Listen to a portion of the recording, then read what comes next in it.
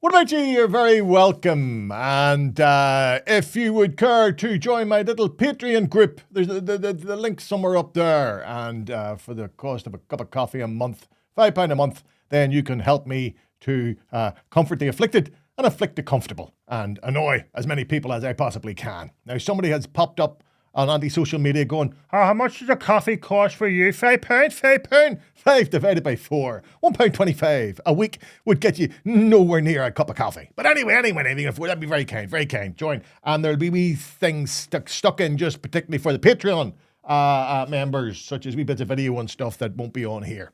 And if you want to see this in its totality, right off, and then whenever it comes out, then that's another way to get it on Patreon. But it's good to have you all. I love you all, and it's very kind to have you along. With it looking like a regional war in the Middle East, I had a wee juke back at some of the stuff I wrote in my Irish News column around the time of the murderous attack by Hamas on Israel. And at that time, I wrote the following. A humiliated Netanyahu will now attempt to redeem his standing by indulging in an all-out orgy of destruction, not only of Hamas, but of the state of Gaza. His actions will result in Israel being less secure and possibly end in a regional conflict. Now, I take absolutely no pleasure in the fact that prediction has proved to be eerily accurate. And with the invasion of Lebanon by Israel this week resulting in a bombardment of rockets from Iran, the whole Middle East now teeters on the verge of destruction. A destruction which will ripple out across the world. When I posted on anti-social media what I'd written way back in the Irish News, not everybody was pleased.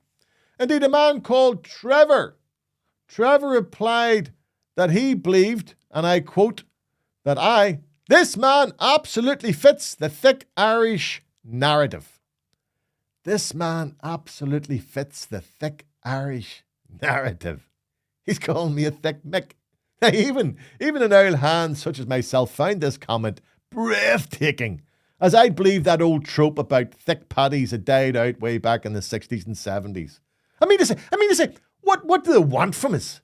Was given the world 4 Nobel laureates for literature in the shape of William Butler Yeats in 23, Beckett, Bernard Shaw in 25, Beckett in 69, and our own beloved Seamus Heaney in 95. Was that not enough to dispel such ignorant bigotry? Obviously not enough for Trevor, who I'm sure would himself be a man of taste, education and refinement. I was shocked, therefore, to discover Trevor describes himself as a retired printer and top gammon who resides in Barking. Seems appropriate, that does seem appropriate. And lists his alma mater as University of Life. Now, we all know, for individuals who failed so dismally in education that they left school with nothing but a sense of inferiority and a very basic grasp of English.